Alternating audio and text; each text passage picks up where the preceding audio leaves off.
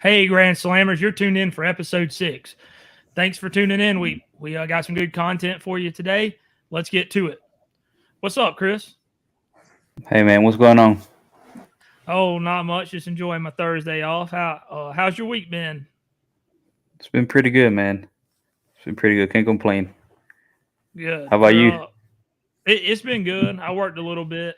For if y'all watched last week, you'll remember that we had this week off for July 4th. Our employer gives it to us, so it's been a nice cool down. I did work a day, 2 days, uh, but it's been a nice cool down and a nice little time to kind of get reset and go back to work this coming Monday.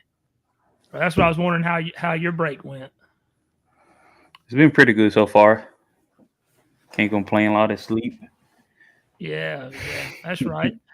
All right, well, we got some big content for you. Before we jump in, be sure y'all go subscribe to our YouTube channel, like and share, and give us like and share us on Instagram. We have TikTok, which has been getting a lot of traction, and a Facebook page. Um, like I said, be sure you like and share us. Keep up with us, subscribe. That way, you know what's going on. We're coming to you every Friday, and you can keep track of us there. So let's hop into the topics today. I think we want to talk. With the All Star Week vastly approaching, I think we want to kind of get into a little bit of that today about the rosters they picked and maybe some of the formats and things of that nature. What you got cooking up, Chris? No, I just kind of want to talk about the All Star, and see who made it, who didn't. Kind of talk about the home run derby, and then we can go from there. Yeah, so definitely, definitely some surprises of who made it and who didn't. And there's other reasons for that. I think me and Chris might disagree on a few of them, but I can start with one that I was curious about, and that would be Trey Turner. He's having an off year, but it's Trey Turner. Trey Turner is an all star, is he not? No, not this year. What? Huh? Come No, on, man. Trey Turner is all star. not this year. Yeah, did Soto make it? Yeah, So you're he telling me made it. Soto made it, but Turner didn't? Yeah, yep. Okay, all right. Well, But go ahead. no, I was gonna say, but Soto has better numbers than Trey Turner so far. Like after the first month and a half or so, he turned it around big time. Soto, yeah, I mean, Yeah, uh, I looked at him yesterday. He's hitting like 270, two yeah, seventy seven. I think what it was, and it and was, he was hitting in the low 200s before then. yeah. I mean, but where Soto makes his bread and butter is his on base percentage. He walks all the time, and his OPS is good too. But you know, Right, and uh, then you add a little power, which he wasn't getting. He wasn't hitting home runs at all, yeah, and you add some of that and a little bit of production. Uh, yeah. I mean, driving he runs does in. good. But Yeah, yeah, I know what you mean. Um, I'm still not the big Soto fan that everybody is, but he does walk a lot. Um, we'll talk about Soto a little bit later on, though. We got some deets on him. Anyway, so I've told you who, and let me preface this with my Trey Turner, right? My Trey Turner pick. The reason I say that Trey Turner should be in the All Star game, or I feel like I was surprised he wasn't, is because it is a popularity contest. There's no doubt about it. I mean, they put it out for the public to vote. Trey Turner is a fan favorite. Yeah, he's having a down year, but I would have thought that he still could have made it. Because I don't feel like people. I feel like in some cases there's some people that vote. They go on and they cast their vote solely based off, solely based off the stats and what they see, stat lines, all that stuff, performance. But then there's like your typical guy, like if I'm a Braves fan, I'm going to go on there and vote for all the Braves. I'm not going to vote for anybody else because they're I don't care about them. You know what I mean? I want my Braves people to make it. I want the Braves team to be full All-Stars, and I want to see them all playing on the team. So it's kind of that's why I say I'm surprised Trey didn't make it. Not because I understand he's dipped and he's not having a good year, but he's very popular and a fan favorite. So that's my reasoning. So you voted for Trey Turner. See, no, I did not. I did not because who was the other shortstop? Who was the other shortstop that was on that ballot? There were some pretty good. There were some pretty good ones. What's the one that got picked? I believe who was it? For the National League, it was Orlando Arcia, maybe. Yeah, Orlando Arcia. Who does he play for? He plays for the Braves. Okay, then that's who I voted for. I didn't vote for Trey Turner, but it's just for that reason because Orlando was on it. I'm not voting. I'm not going to go vote for a Phillies player when my beloved Braves are on there. You crazy? Listen, the Braves has a lot of players on there. It might have just be a Braves versus Texas All-Star game. That should have been the All-Star. Braves in Texas. Yeah. Well, you might see that in the World Series. Who knows? It could. It could happen very well. Yeah, yeah. So who are you surprised to see left on or off? On? Man. So from the American League, I'm really surprised that Whit Merrifield made the team. Yeah. Yeah. That is pretty surprising. To me, I'm just still like, how? But and the thing is, he made it as a reserve. Yeah. So in reserve, they're chosen by a player ballot. Right. So your peers pick you essentially. Yeah. So now, do I think there were better candidates in there? Yeah, I think there were better candidates that were. Well, let me ask you this now that you're saying it. What is Whit? Whit plays second, right? Yeah. All right. Second in outfield. I know Franco doesn't play second; he plays short. But what about Franco getting snubbed? I mean, he's in now, but he's added on. He's for someone. But Merrifield was from the start. Whit Merrifield was from the start. So what do you think about that? What do you think about Franco getting snubbed? But I know they don't play the same position, but still. Listen, I don't think so. The way they're choosing players, it seems like they're just plugging holes on position. So if I have better number than you, and I play outfield or third base or whatever, yeah, and you play second and you have the worst number because there's a need for that position, you might be the better candidate because that's your position. I think that's the way to go. So I'm not 100% sure. Yeah, but if that's the way, then I don't think it should go that way. I think they just vote players who deserves to be on there and who are voted to be in there, not based on their position. So because I think a player that plays second base, they can definitely move to third or shortstop, and they can play any of those positions. For the most part. Moneyball? No. Hey, why? It's first base. It's incredibly easy. No, I'm not saying it's incredibly hard. But if you're telling me that when you were in high school and you're playing third base, you telling me that you couldn't play first base? All right, yeah. So there are some spots that are interchangeable, but not every spot is interchangeable. Right. That's not what I'm saying. That's what I'm saying, that there are some of them. So if you play second, you are not that far away from knowing how to play shortstop. Right. If you play first base, you're not that far away from knowing how to play third, and vice versa. If you play center field, that doesn't mean you can play right or left field. Yeah. I would say third. I would say that's applicable because I played first and third in high school.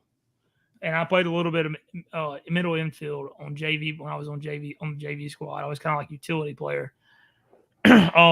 I would say that's mostly accurate for middle infielders, but I would say that first and third are are different. I'm not going to say a third baseman can't play first base, but making some of those picks on throws is not something that a third baseman normally does. I know they don't normally do, but when they get him in the hot corner, they get him.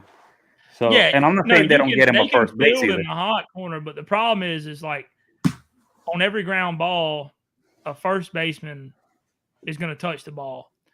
And what I mean by that, that skill of picking those throws, that is something that a third baseman doesn't practice and can be very hard at that level, because if you got someone over there at shortstop throwing 97 mile an hour and they short hop one or long hop one, you know, that's not something you can just go over and do like that. Some of that takes practice. So I think for outfield and middle infield, yes, first to third is a little harder of a transition. I think there is, but because of the pick aspect, because of field and throws from the other infielders. Right, I understand that, but my point is, I don't think a player should get left out based on their position. That's kind of my thoughts on it. To an extent, you would still have to group them in middle infielders out, because if you had an array of outfielders that were just good, then you would have a whole squad full of outfielders that you would have to have reserves. You would have no reserves for the infield. So if you picked everybody off the merits of how they're playing, and say for some reason a majority of the outfielders were playing better and hitting better than infielders, and so you took the top 20, well, 12 of them were outfielders, or 75% of them were outfielders, and you're not going to have anybody for reserve on the infield. No, I understand that, but I also there's a max as far as like whatever they can pick. So I'm pretty sure they pick 6 outfielder, 3 starting and 3 reserve, because I think they make a regular lineup of your starting players, and then they make a secondary lineup of your reserve players. So they pick, so that's 6 outfielders, right? You pick the best out of the league. And now I'm not saying that there's some outfielders that also play secondary position. Like Cody Bellinger plays first and outfield. Okay. You see what I'm saying? So I'm not saying that every player does, but there's some exception on the players that might be able to play a secondary position. Because one way or another, those players that get drafted from college, that play college ball, a lot of them play secondary position. So a pitcher used to be, like Kellen Jansen used to be a catcher in college. And when he got drafted as a catcher and as a hitter. Well, now he's a closer. Yeah. You see what I'm saying? So there are a lot of players that used to play secondary position that could fill some spots in the field, with the exception of catching and pitching. Yeah. I don't know, man. I'll have to disagree with you on this. Hey, if you want to make the All-Star, be the best at your position that you play. But you're right. Unless I'm misunderstanding you, because what you're saying is whoever plays the best they need to vote them in.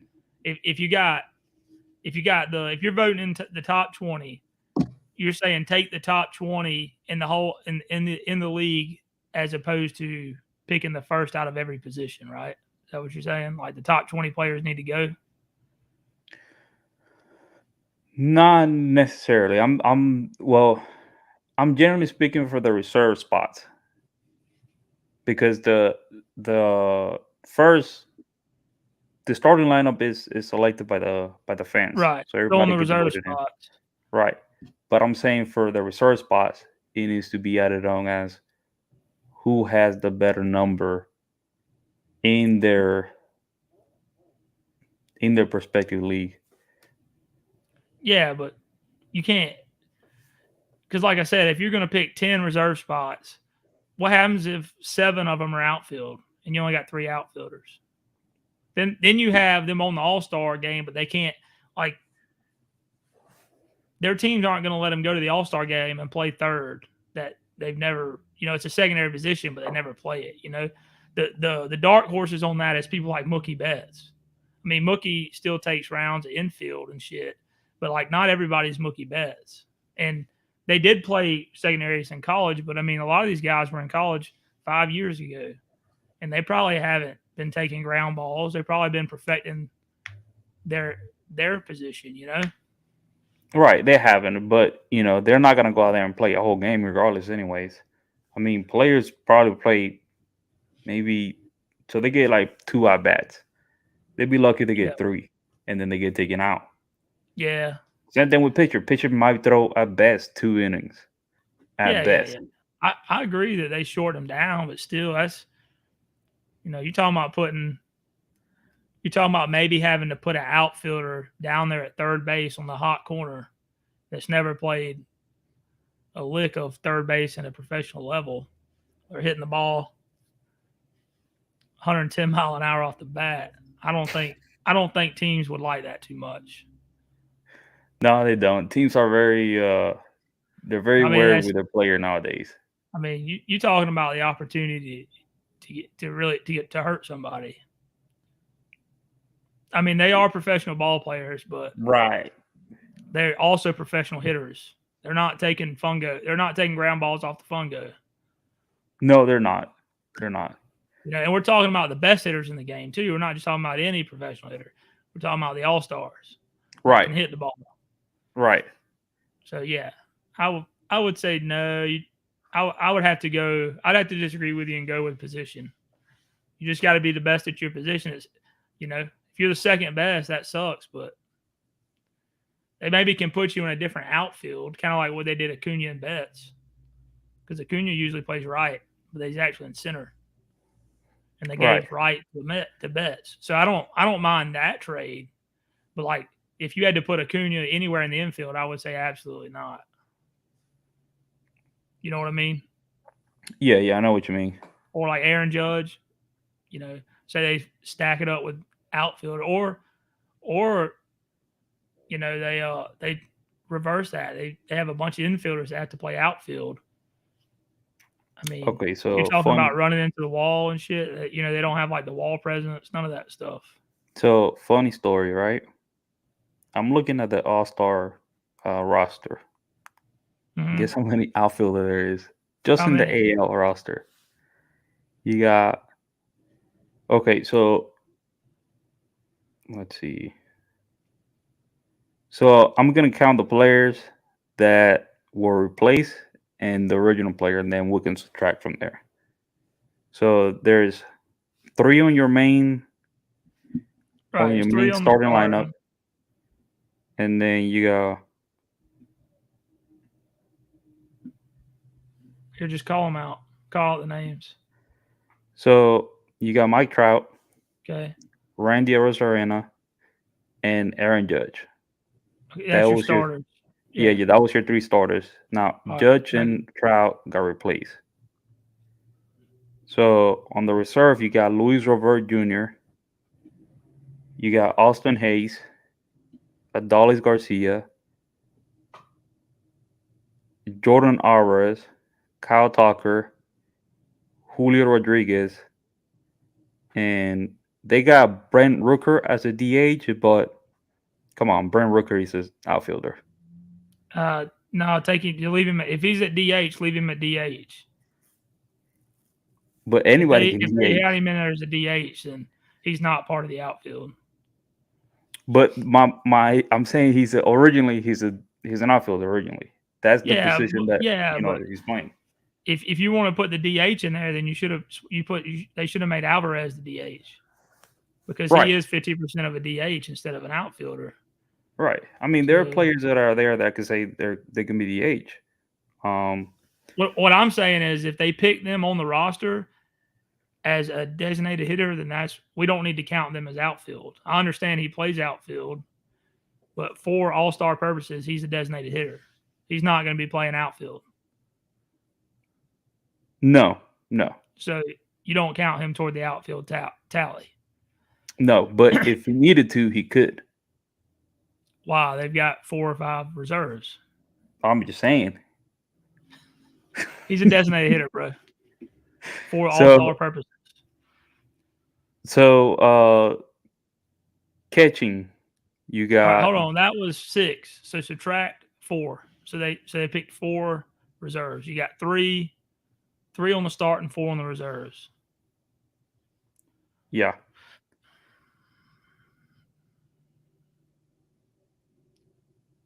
And then they picked what? 2 catchers? No, there's 3 catchers in the All-Star game. So Rutschman. Well, 3 plus the starter, but they picked 2 reserves, right? Yes. Yeah, they picked Rutschman and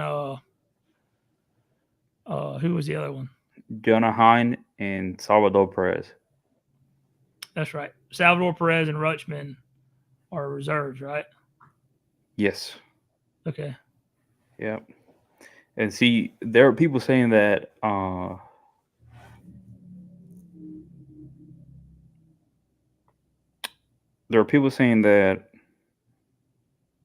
Blair Guerrero shouldn't have made it. Vladimir Guerrero. So people are saying that Josh Neller should have made the All-Star game. The All-Star roster. He got snobbed. Yeah. I mean, like I said, it gets back to a popularity contest. It's no different than who you think should have made it that didn't. Right. But so here's my question. Do you think players should vote the reserve, or should fans still vote for both starting and reserve? Or should managers vote for the reserve? Depends on how you look at it. At the end of the day, the All-Star break and who those guys are playing for, and I'll make the same correlation between this conversation and the rule changes. It's about the fans. It's about the entertainment value. So to keep a fan base entertained, you want to kind of have that inclusiveness of them picking the All-Star roster and like them being able to have a say in who they think the best is. And ultimately, that's why the All-Star. That's why they do it the way they do it.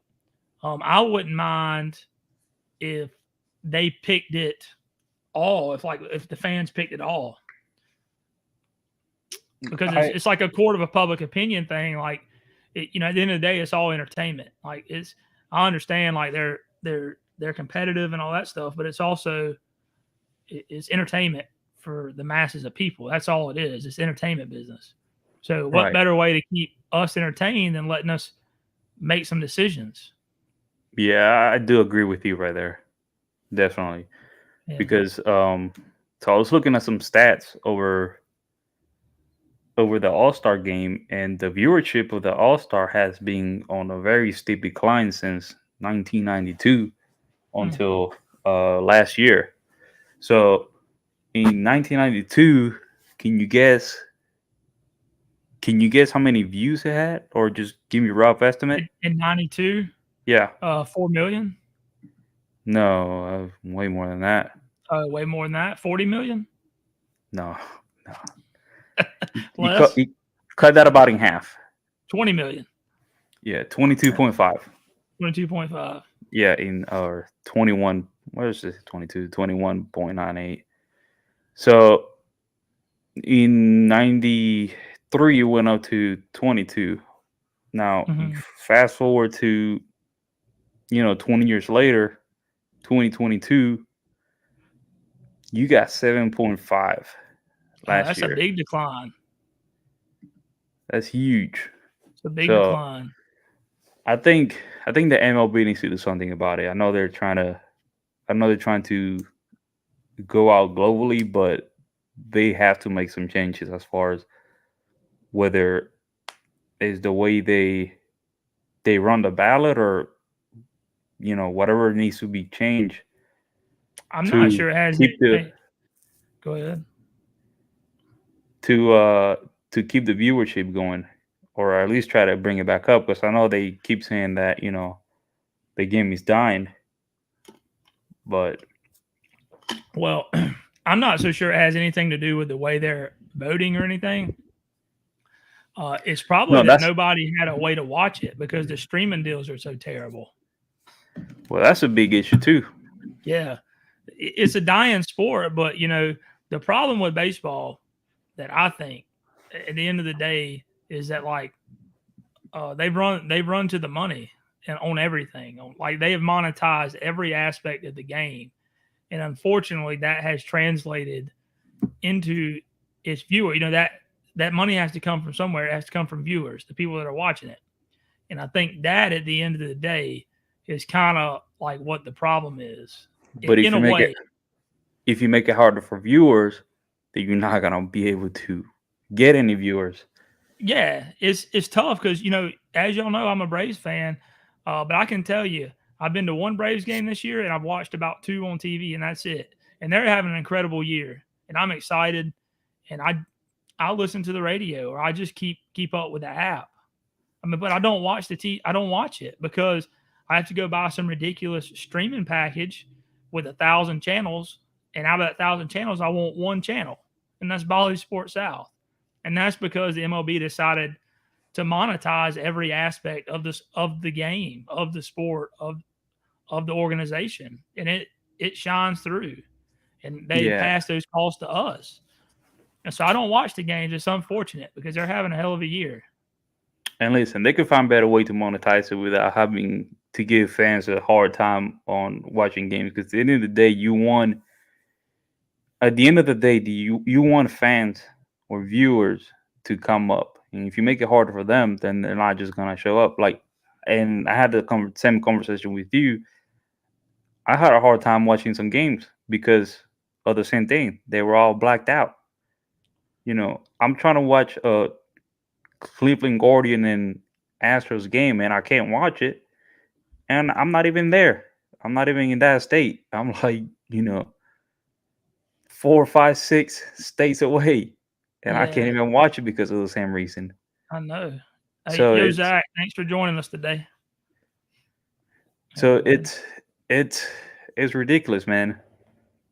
So I think they do need to figure out some way they can get more eyeballs into the game because the past 20 years has been and I think if you look at like NFL and other sports, like they're not as like the TV deals and like the things that the MLB does, the other sports don't. Like NFL does. Like NFL, you can watch a game.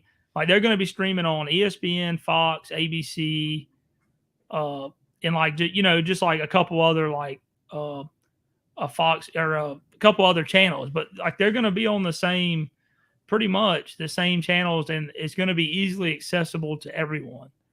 MLB hasn't done that. Like they've made it completely difficult. You go and buy the MLB pass to watch all the games, and you can't watch the team you really wanted to watch. And like here, the Braves, I can't watch them because I gotta go buy DirecTV, AT&T, or whatever's covering them. MLB Pass is playing a bunch of games I don't care about. They're playing all the West Coast games and the north and the games up north. I don't care about those games, Yeah. To an extent, I don't care to watch them. I'll keep up with them, but I don't care to sit down and watch the Twins play the Athletics. It's just not right. I have no interest in that. Listen, and going back to the whole player voting and all that, I think they also gotta figure out another, like I was saying, like another method, because I know there are some other players that,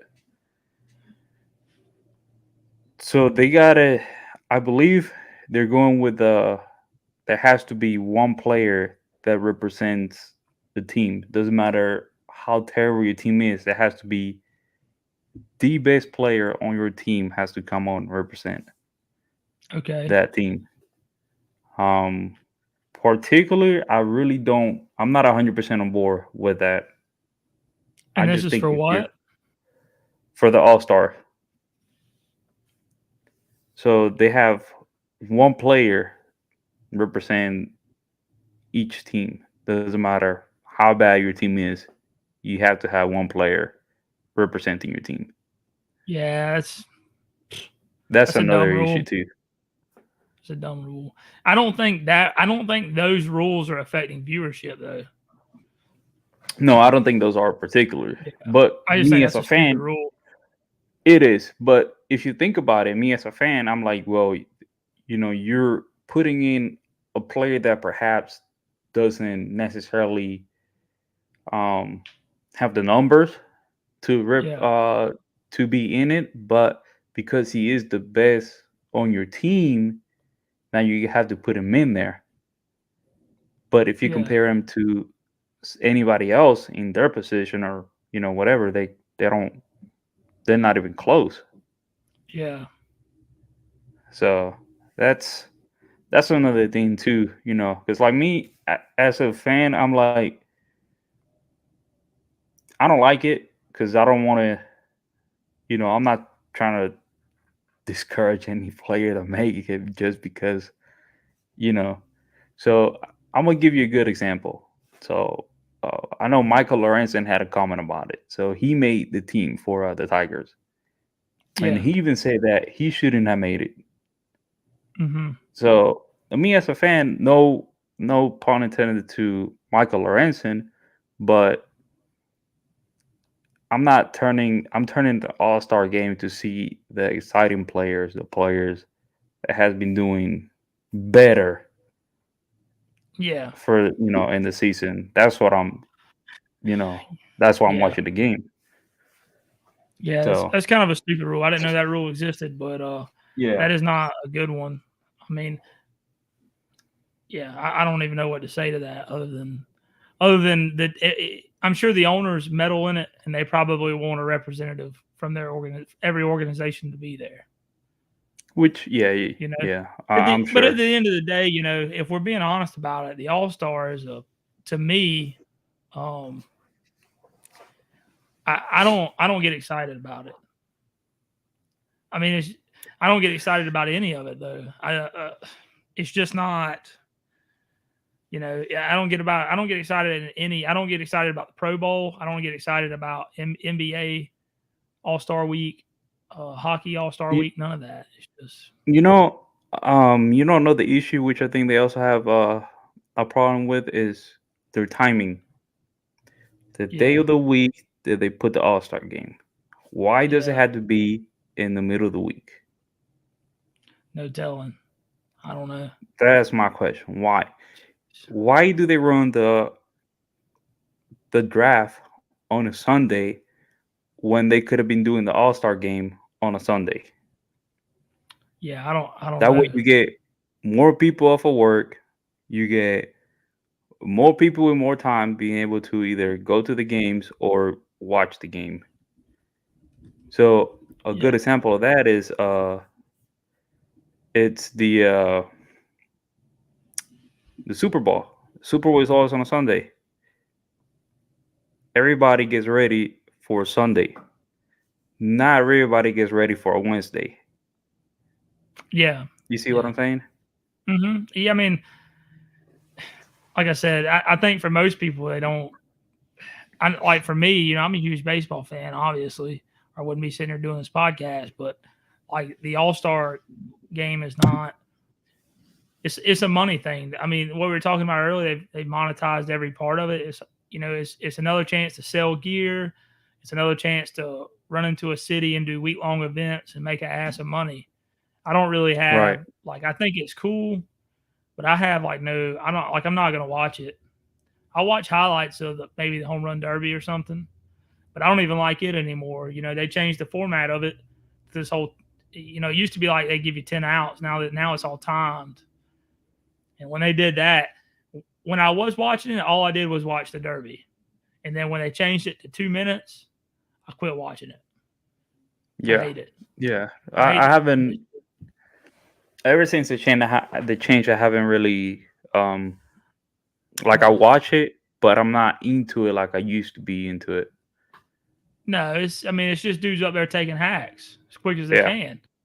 Back when they were doing the 10 outs, you could reasonably step out the box, step in, and get set. But now it's like, hack, Everything is like hack, yeah, hack, hack.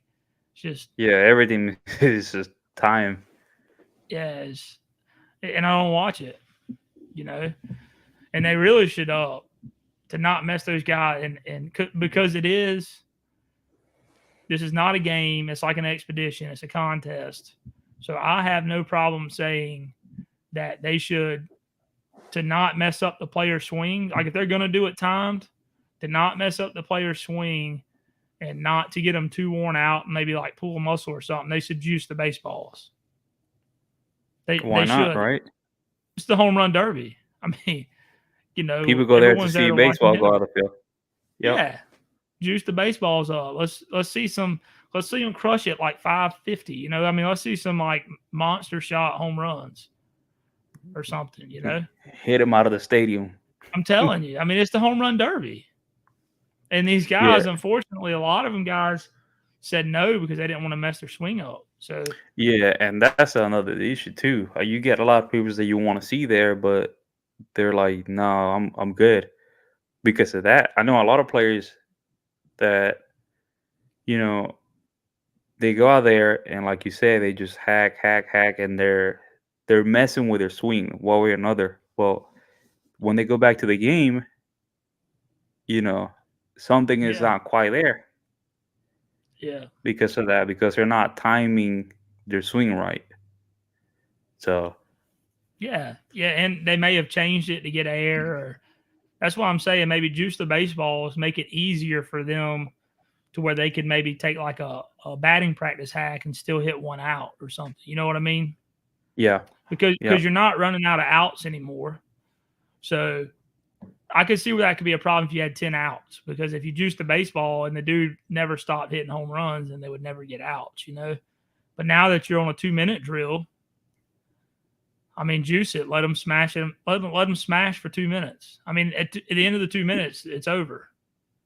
Well, if that's the case, instead of having 10 outs, then just 5. Cut it down. Yeah. Or like I said, if you keep the time limit, because they'll turn will be over after the 2 minutes. But right. I could see where the outs, like if you juice the baseball and they're hitting 10 home runs to every one knot, I could see where that could take forever, you know? But honestly, I think they are using the baseball one way or another. You think so? Yeah. Well, so I believe it was 2021 or 2022. I have no problem. Whenever Vladimir Guerrero was in it, that he won it. I believe he won it, or he was close to it, but he hit like 70-something home runs in the whole contest, like throughout the whole thing. Well, good. From the first round to the last one. Well, J-Rod hit a lot last year. Right, he did too. You know, now you got players hitting 30-something home runs per round. It's crazy. That's what they're there to see. I mean, I have no issues with it. It doesn't count for anything. For Christ's sake, it's the home run derby. It's a competition among themselves. Right. Everyone's there to see them hit home runs. I think they should juice them up, let them hit 70 around, you know? Yep. That's what we come to see. And I would like to see the distance. Like I know they hit them far. Like I'd like to see you know what I mean? I'd like to see them hit them, 520, 530, like way out of there. Like a Barry Bonds type home runs. You know what I mean? Like when Sammy Sosa used to hit him out of the ballpark. Oh, yeah, like I'm sorry, Sammy Sosa, yeah. Sosa too. So anyways, yeah, that's some of the news on the All-Star break, you know. I like it. I'm going to keep up with it, but I'm not that too terribly excited about it. I'm with you. I think there's some flaws in the way they do it, some stupid rules. But what can you do? Hey, man, you think Tatis should have made it? Oh, no. Come on. No, man. Hey, listen, all right. In all facets of it, they're picking them in the court of public opinion. The starters get picked in the public, but then the reserves, as you say, get picked by your peers. That's still the court of public opinion, just a smaller fan base. Unfortunately, he's too soon off a suspension to make it. It's just not going to happen. It's still fresh on everybody's mind. And the only people that's going to pick him is people from his home country and Padre fans. That's going to be it. And that's unfortunately that's not enough to get him in. Now, I'm not saying he'll never make it. I'm just saying the year after a suspension for PEDs, he's not good in the court of public opinion yet. Someone else has got to go out. That thought has to die down a little bit. Then he'll make it. He's having the year to make it. I mean, he's playing. He's very productive. He's playing good. But he unfortunately he has that blemish on his record, and that's probably gonna it did hold him back this year. That would be the only reason why he didn't make it. I'm sure that's the only reason why. And I do agree with you there that he's fresh, straight out of the PED suspension. But in my opinion, I think he should have made it. Yeah. I think Barry Bonds should be in the Hall of Fame along with A-Rod and Clemens and Mark McGwire and Sosa, but they're not. And they didn't even get caught. They're just suspected. Well, A-Rod got caught. I'm sorry. A-Rod got caught. The rest of the other ones never did. They suspected PED usage, and they snubbed them from the Hall of Fame. Yeah. Off of suspicion. At that point, that's a writer. Who are the writers? I don't know who are the writers. Those are the votes the player into the Hall of Fame. Now, do you think the writers should vote players into the Hall of Fame, or you think it should be another system of voting to induct players into the Hall of Fame? This is my point, though. It's the same concept as far as they lost to the court of public opinion, and it's the same story with Tatis, except we're talking about All-Star game and not Hall of Fame. They're in because the court of public opinion won't let them in to the Hall of Fame. But it's the same reason why Tatis didn't get in this year. But that public opinion is very short. I mean, if you compare the public opinion of the Hall of Fame, it's a lot smaller than the public opinion of All-Star. Even if it's not a fan, if it's by the peer, the Hall of Fame is still a lot shorter than. But it's overwhelmingly it would be overwhelmingly the same.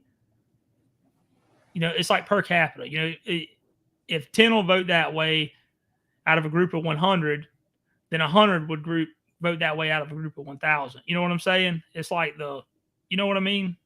Yeah. So vastly, everyone thinks probably the same thing about like Tatis and about those guys that are getting snubbed. I don't. I think they should be in. Do I think they use steroids? Yes. But my thing is they never got caught officially. It's kind of like if you break the law, right? You can break the law, but if you don't get caught, you don't go to jail. Yeah. You know, but if you get caught, you go to jail. So they never got caught. Now this was severely less than like a criminal offense, obviously, but what I'm saying is like they never got caught. So they should still be in. I do agree. But you know, so while I was looking at the viewership of the All-Star game, so I know that's not particularly say much about the player individually, but during 92 there was a decline in baseball. From there, you know, the viewership itself is started going downhill. Yeah. And then you got the whole strike thing going on in the 90s. Yeah. And ever since after that, that's kind of where the steroid era kind of. And you get to the best era of baseball. Exactly. So that's my point. So that's what I was trying to go with. Now, do you think you saw more exciting baseball during that era, or you're seeing it now? All of it. No, all of it. I enjoyed it then. You got dudes throwing hard, dudes hitting it far. Everyone's roided out. They're on edge. They're fighting because they're fucking raging because of rule. I mean, it's great. The entertainment value is great. So I I think don't see that's a problem. what baseball is missing. Is more the entertainment game because I know so nowadays they do hype up players, but they do it like so they only hype up like one play at a time and they do it for a little bit Yeah, instead of hyping up the game itself. So not too long ago, Ellie De La Cruz getting hyped up. You see, yeah. a year ago it was Wander Franco was getting hyped up, and then so on, and then Ali Rushman was getting hyped up. You see what I'm saying? So Yeah, players individually are getting hyped up, not the game itself. right. I do Where agree with that. They're very individual in the players. right, so where back in the day, it was probably just the game itself because everybody was doing everything in the field, and like Yeah, you like say, you said, man. Sosa was he was hitting 530-foot home runs that were 20 stories tall. I mean, it's yeah, unbelievable. You know what I mean? right. So I don't know, I'm man. I'm with it. I mean, listen, the best thing about baseball is the home run. It's sexy. You can call It it what you is want it, but that's what people like to see. We don't go to baseball games to see routine ground balls fielded by the shortstop with a toss over to first. No one cares about that. right. If you go to a baseball game, you'll see, people will be talking, da da da da da. Then you'll hear that loud crack, crack, and everybody, woo. You know what I mean? And it's the home run. Yeah, They love it. He rounds the bases. Everybody goes back to talking and bullshit and doing like not really paying attention to the game right. until another one's hit. So that's what people like. So that's what they need to bring more out of. Which I agree 100%. And They they need gotta to let they people do steroids. they gotta figure that out. Either that or they gotta figure out how to market or entertain the game even more. I'm not saying go over the top where it's not baseball anymore, but find a way to make it more entertainment to the viewers. And that's where they made the mistake with the shift and all, man. Like they leaned into like I understand, don't get me wrong, those guys, not just baseball guys, but any professional athlete, any level, is like the most competitive person you will probably ever have. It's like the most competitive group of people, women or men, it doesn't matter, that live on this earth are professional athletes. I mean, they are like true competitors. That's how they got there. Athletic ability can only take you so far. I mean, obviously, all those guys have a tremendous amount of athletic ability, but like they still had to outwork the next guy because work at the end of the day, work will outlast talent. Yeah. Yep. So, and they did that by being competitive, by wanting to be the best person on the field. Like all those guys at some point were probably on a baseball field as a kid saying, I'm going to be the best person I'm going to be the best baseball player in this town. So Right. they're ultra competitive. But on the flip side of that, you want the game to stay competitive. But on the flip side of that, you have to cater to us. And sometimes being the most competitive like that or making decisions about the game and how it's going about with only being competitive in mind does harm to the entertainment value in it. For example, the shift. For strategy and winning games, it's perfect. It's great. Yeah. You take Absolutely. it away. But on the flip side of that, on the entertainment value, it was garbage. Because nobody wanted to see a game. Nobody wanted to see the game. No, it's already hard enough to get a hit. I mean, hitting's hard. Right. Hitting's and then these guys go out and get hits and you take them away because you allowed the infield to shift to take the hit away. Right. Nobody cared to see that. I mean, look at this. They take the shift away. People get on base. They steal bases. There's bang bang plays. You know what I mean? That's the entertainment value that you need. You need. I gotta say, there has been a lot more stuff happening in the field this year than I think that I have seen the last probably 5 or 6, 7 years. Yeah, because the shift never allowed that stuff to get off the start. Right. Like someone like Acuna getting on base and stealing over, he would be nowhere near the steals last year because he would have had hits taken away. No, those what? How many stolen bases he has? A lot. 40 30. something? He's not leading though. No, no. I know Ruiz from the yeah, Athletic Ruiz Star. is. So, Ruiz. whatever if he has 40 stolen bases and it was 2018, 2017, you got to cut this in half. That's what it Yeah, would have been. because Probably he about wouldn't 20. got half the amount of hits because of like the Right. shift and stuff. Yeah, Yeah. for sure. And So I and think that ruined. I got tired. I wouldn't even watch ball games because of the shift. shoot. I can tell like I would put a game on, but I wasn't fully engaging on it, you know. Yeah, So, and I mean, I know they're striving to do that. They're striving to do better with the game to make it more engaging, more entertaining, but it still got some work to do. yeah, So I think in a way they're moving to a positive trend because I know they try to cut down the time. So game yeah, went from 3.5 hour to what 2.5 or two and yeah. forty Two and a five half, something. 3. Cut about Yeah, 30 minutes off. yeah. So I know they're trying to do that, but and it's not easy to try to cut the game in, try to make it more entertaining at the same time. So Yeah, but they still got some work to do. for sure. All right, with that, we're going to shift gears a little bit. I want to get into a little thing right here about Ellie and Soto. They had a little drama during the week. Um, what do you think about Ellie? So, if for y'all, any of you that don't know, Ellie had some type of a little knob or thing on the end of his bat. I think it looked like it was like maybe like silicone or something. It didn't even look like it was that huge of a deal. Anyways, Washington's manager asked for a bat check, which there ain't been a bat check in a while that I can think of. I don't think there's been. People haven't been checking bats. But anyways, he gets a bat check. Ellie didn't. He didn't like disagree or anything. He gave the bat over.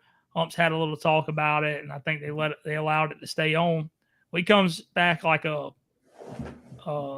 bat or two later. I mean, he absolutely smokes one, like 400 something feet. I mean, he crushed it. It's like I think it was like 450 or something. 458 or something like that. Yeah, 450. I mean, and so he crushes one, and old dude turns around and points at the knob, takes off around the bases. What you think about So that? so so I think the last back check, if I can remember, it was when back in George Brett time. That was probably the last Yeah, back check that I remember. it's been a while, man. Bat checks don't happen. I mean, pitchers checks happen, but bat checks hardly ever happen. Right. No, so I was looking at a picture of what he had on the bat and wrestling comments and everything. So what it seems like it was, and I seen J Rod use it off the field because J Rod has a YouTube channel and he uses it. So what that is basically it's a tracker. So it tracks the performance of the player. Oh, okay. So that's what it is. It's really nothing, it's not gonna add or enhance anything to it other than track his performance on the field. Yeah, like his bat So swing and shit, like his bat speed and yeah, all like that. yeah. Gotcha. So the speed, the path, like all that shit is gonna track it down. Yeah, So I have that on my golf club on my driver. yeah, so Yeah, that's what it does. I think, some managers go way over the top. If he's he probably say just if he said that he didn't know what it was, honestly, I'm shocked because they're a professional team. They get the top of the line, tech yeah to yeah to allow play them with to train. to train and to practice with. So for him not to know what it was to have an idea, Well, it's like, come on, man. I guess the aspect of that question I really wanted you to answer was like Ellie coming in clutch. I mean, being able to. I think the guy probably did the back check to mess with Ellie because Ellie's a kid. He's not that experienced in the MLB. You know what I mean? Like he's fresh. I think he did it to probably get under Ellie's skin because Ellie can hit the ball. He's Yeah, fast. And you But know, for you LA know to what come he back, crush, and you know go what ahead. what his performance was the day before? He went 4 for 4 the day before. I'm telling you, that's what I'm saying. I think he did it to get under his skin, and for Ellie to answer that, being as young and inexperienced in the show as he is, to come back with that answer is That's pretty the best good. answer That you can dude, get.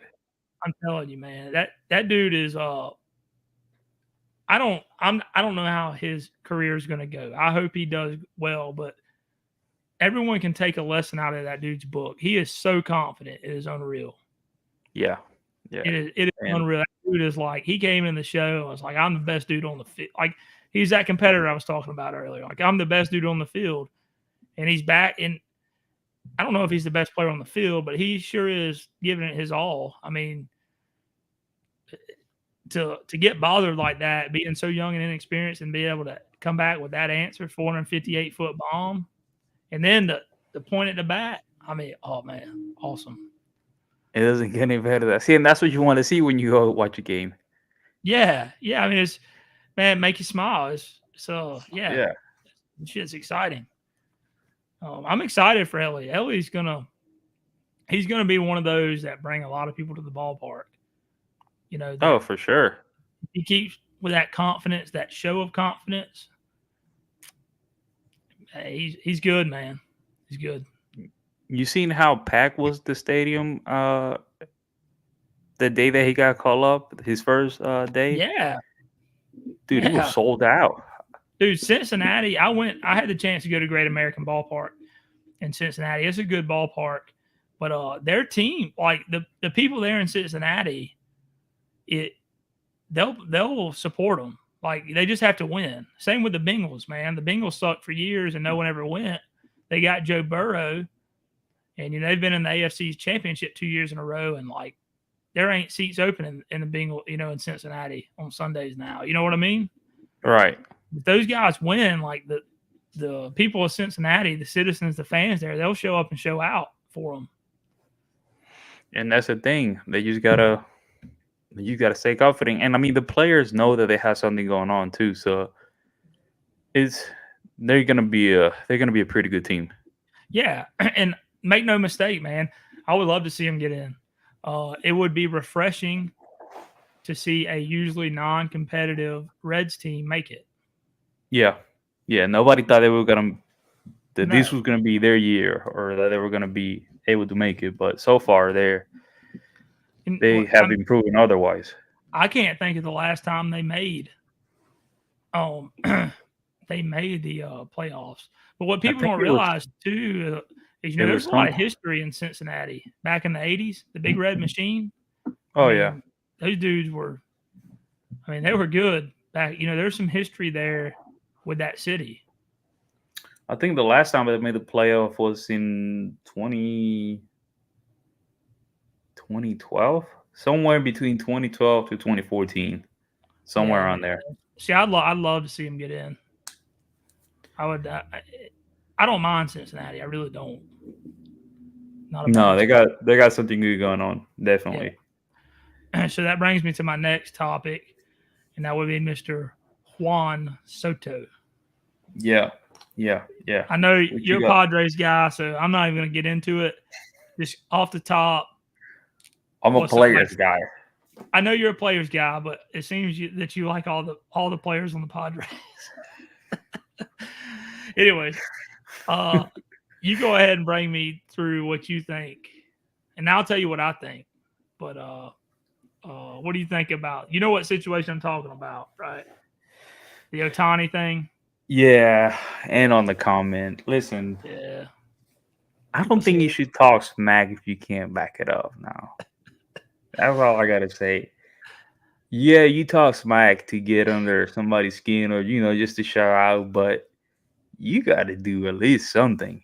You know, yeah.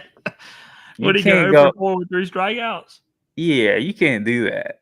If you do Yeah, that after now, I think if you talk smack after the fact, I can be like, yeah, because he backed it up. yeah, That's what he did.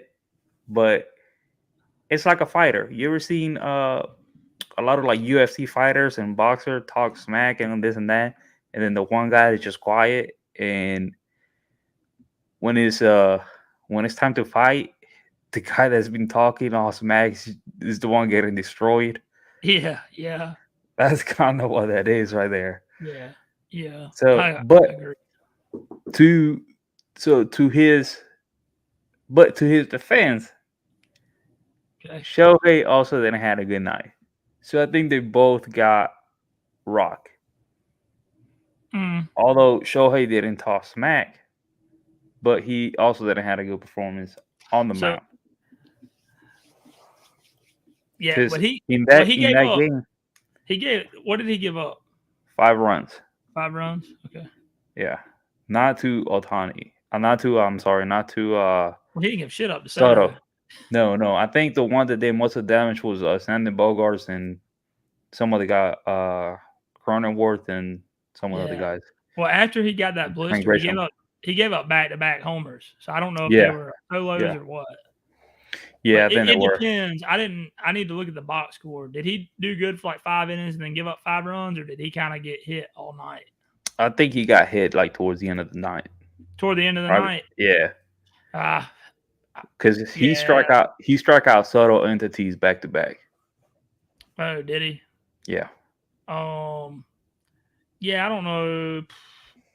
Be honest with you, you got to remember he got brought out he got pulled out of the game because of the blister. So if the blister started developing, and he probably should have said something before he did. And but I don't know if I would consider that like getting rocked. I think the blister probably got to him. Like if he went 5 innings and pretty much got untouched, and then you know what I mean, and then in the last inning or two he gave up a bunch. Yeah. Let's see. I'm looking for the box score right here. So I can figure it out, see what they did. Yeah, but I'm with you, man, on Soto. You got to be able to back it up. You can't talk shit before the game and then not be able to do anything.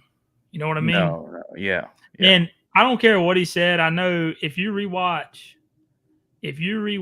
the interview, he kind of stumbles. He goes, they ask me about Otani, whatever, and he almost goes to say he's going to have trouble with this lineup. And then he kind of goes to say like, and then he reels it back and says something about the team. So he like went in to say to basically like that he wasn't going to be able to beat him. Like he almost singled himself out, saying like, I'm going to, he's going to have problems with me getting through me. And then he like, right before he said it, he backed off and he was like, well, he's going to have problems getting through our team's lineup. So I feel like it was kind of personal.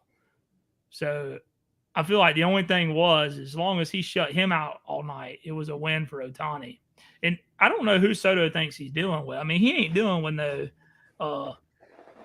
class tier D pitcher, man. I mean, we're talking about Otani here. I wasn't a big Otani guy, but man, he's really shown up this year and last year. He's I mean, you're talking about one of probably the best pitcher, or at least top 3 in the AL. Yeah. Like you're going to come in and who's the Padres, who's been the crazy thing is the Padres been underperforming. It's not like they're Atlanta. Like if Acuna would have said that, or anyone on the Braves would have said that, it would have been like, okay. And then if they would have got shut down by Otani, they're like, whatever. They're 30 games above 500. We're talking about the Padres, who are way underperforming. Yeah. And not even in the hunt. And you're going to talk shit to Otani? Come on, man. Like you can't let the arrogance run so wild. Now, is there a point as to be cockiness or arrogance, or there's a point where you're just trying to get eyeballs, trying to get people's attention? because people like drama. People want to see drama. Yeah, I mean, it's good for entertainment value because we're sitting here talking about it. But I honestly think Soto was just being arrogant. Okay. I mean, I don't think that like he did it to get drama. Like I don't think anyone come up and be like, hey, be like talk shit so we can get eyes on the ball game. I think Soto was like, I'm a rock Ohtani tomorrow night. I'm gonna let you know about it, and I'm gonna let everybody know it. And then he did nothing. You know, I don't think it was like I don't think it was like a media thing to get attention on it. I really think it was just Soto being arrogant. Not at all. Give me 1 second. I'll be right back. All right. So, to carry on that, we kind of have a big announcement coming on. I'll say this while Chris is off. We are actually, I know it's early in the podcast, but we're actually going to go through a rebrand. We originally used the Grand Slam Show. That's kind of what we're operating under right now, but we are going to change it, and we are going to change it to In the Booth Media. We think that's more. We feel like we can get better reach with that. The Grand Slam Show, there's a few channels named that already on YouTube, so we didn't like that. We also decided, me and Chris, that we are going to we're going to do more sports. We're not going to concentrate just on baseball. We may do football. We may do basketball. We talked about doing hockey. The thing about hockey is that neither one of us know much about it. We're both here in South Georgia. So hopefully we can get some hockey fans in that can actually, where me and Chris can learn about the game of hockey and go from there. But In the Booth Media, it serves two purposes. The first one was the one I told you about we can be broader, we can talk about more sports, or we can just talk about anything. You know, you're in the booth. The second one is kind of more inclusive to a community, as far as the same thing I was talking about with the All-Star Show. You want your viewers to feel like they're there, feel like they're included in the channel, in the decisions, in the conversations. And we feel like with that name, it's more fitting than the Grand Slam Show. So it's kind of one of those things where we want you to feel like you're in the booth with Bradley and Chris. So that's why we went with In the Booth Media. So that'll be kind of like our introduction now. It'll be something along the lines of welcome to the show. You're in the booth with Bradley and Chris, and you can feel more inclusive into the community that we're trying to build.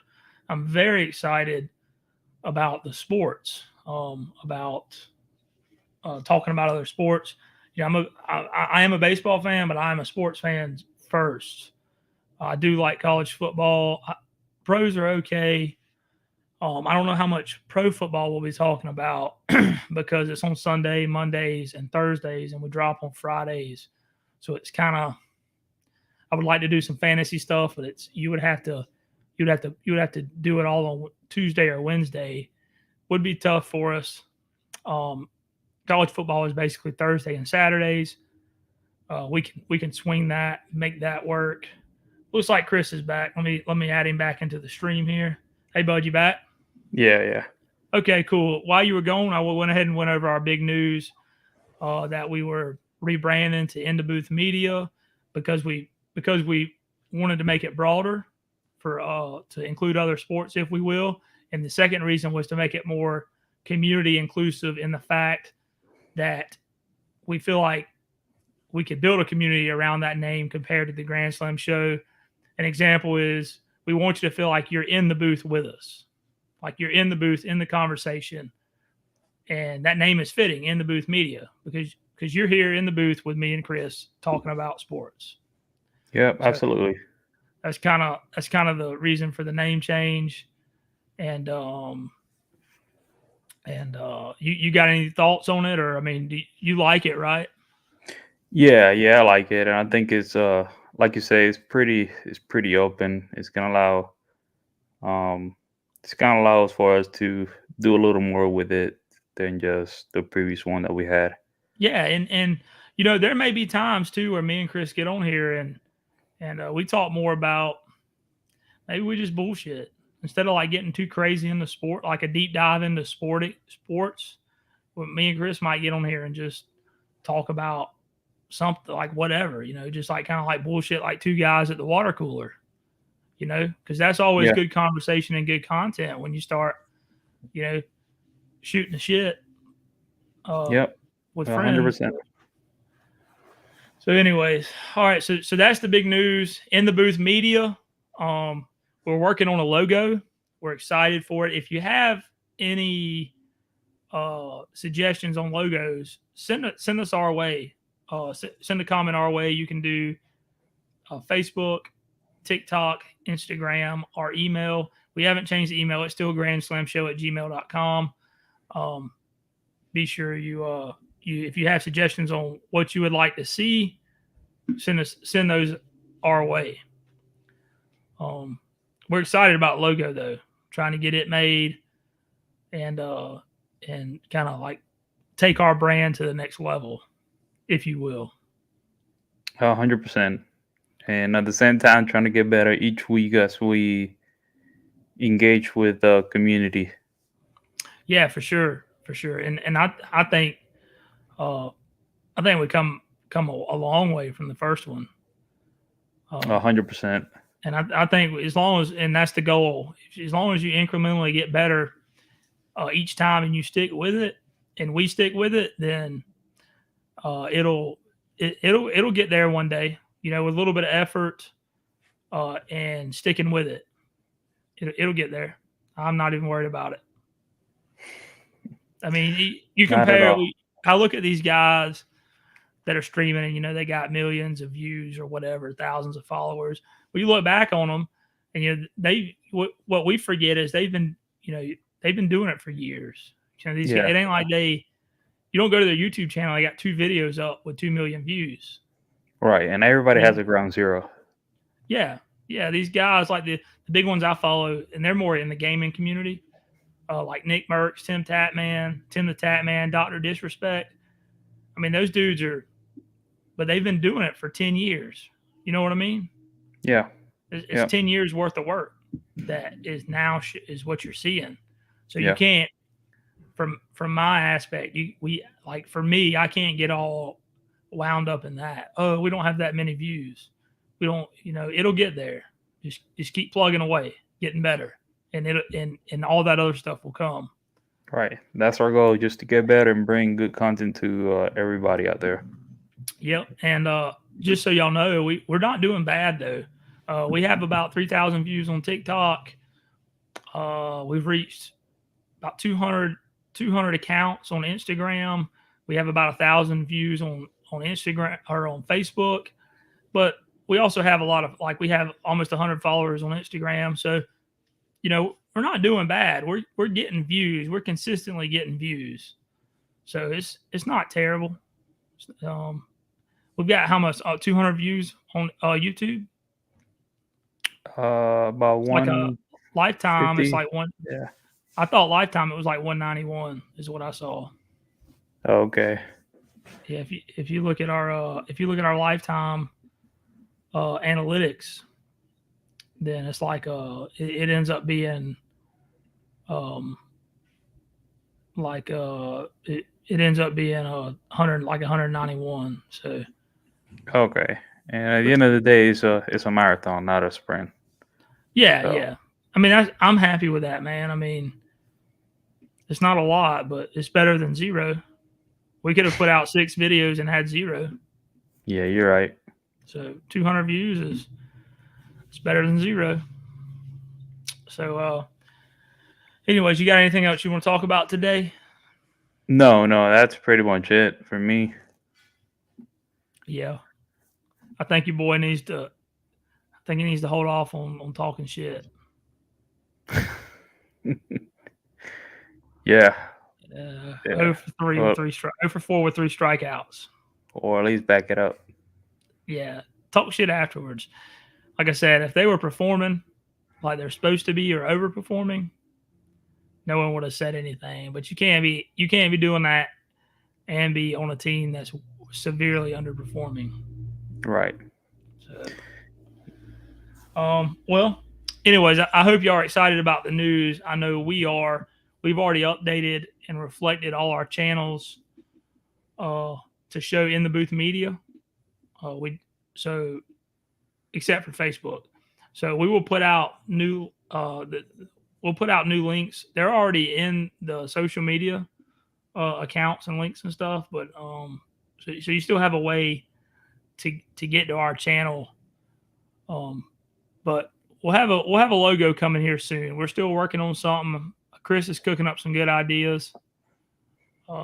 He's hit me with a few that are pretty good. So we're excited about that, and we hope y'all are as well. Absolutely. So, all right. Well, we're gonna sign off here. We'll see you next Friday.